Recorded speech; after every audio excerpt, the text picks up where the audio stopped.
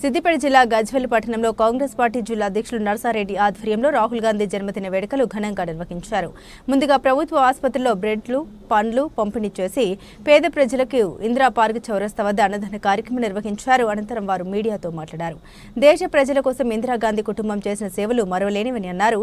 రాహుల్ గాంధీ భావి భారత ప్రధానిగా కావడం కోసం ప్రతి కార్యకర్త ముందడుగు వేస్తున్నారని, ఆయన ప్రతిపక్ష నేతగా దేశానికి చేస్తున్న సేవను గుర్తుంచుకోవాల్సిన అవసరం ఉందన్నారు. భారత్ జోడో పాదయాత్ర చేపట్టి దేశంలో కాంగ్రెస్ పార్టీని బలోపేతం చేయడంలో కీలక పాత్ర పోషించారని కొనియాడారు. ఈ కార్యక్రమంలో గజ్వేల్ నియోజకవర్గ మార్కెట్ కమిటీ చైర్మన్లు వంటేరు నరేందర్ రెడ్డి, వీరుపాక శ్రీనివాస్ రెడ్డి, విజయమోహన్ మరియు వైస్ చైర్మన్లు, నియోజకవర్గ కాంగ్రెస్ పార్టీ నాయకులు, కార్యకర్తలు పాల్గొన్నారు.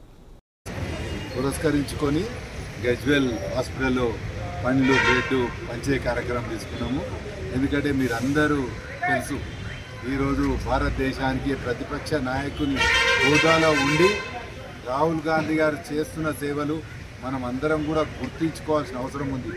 ఏ విధంగా అయితే వాళ్ళ తాతగారు జవహర్లాల్ నెహ్రూ గారు సేవ చేసిరో, భారతదేశానికి పంచవర్ష ప్రణాళిక అని పెట్టి మనం ప్రతి 5 సంవత్సరాలకు ఏ విధంగా భారతదేశం అభివృద్ధి చెందాలని ఆలోచనతోని వాళ్ళ తాత ఉండే. తర్వాత ఇందిరాగాంధీ 20 పాయింట్స్ ప్రోగ్రామ్ అని పెట్టుకుంది, బ్యాంకులను జాతీయం చేసింది, గరీబీ హటావో అని భారతదేశాన్ని ఏ విధంగా ముందుకు నడిపిందో మీ అందరు తెలుసు.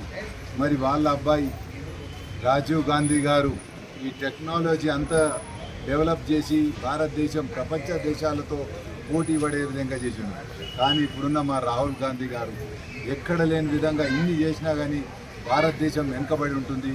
మరి దానికి ఏంది మార్గము అని తెలుసుకుందామనే ఆలోచనతో మొత్తం భారత్ జోడో యాత్ర అని ఎన్ని రోజులు పాదయాత్ర చేసి ప్రజల సమస్యలేని ఆ ప్రజల సమస్యలతో అవి తీర్చే విధంగా కులగణ చేయాలి.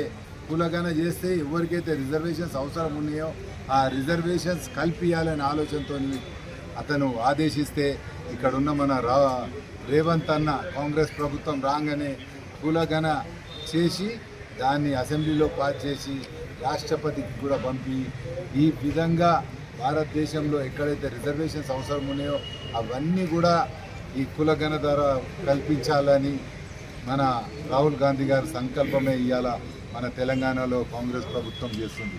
అందులో కూడా కొన్ని ఇబ్బందులు ఉన్నాయి మనకు తెలుసు. మరి అప్పుడున్నోళ్ళు ఎస్సీలు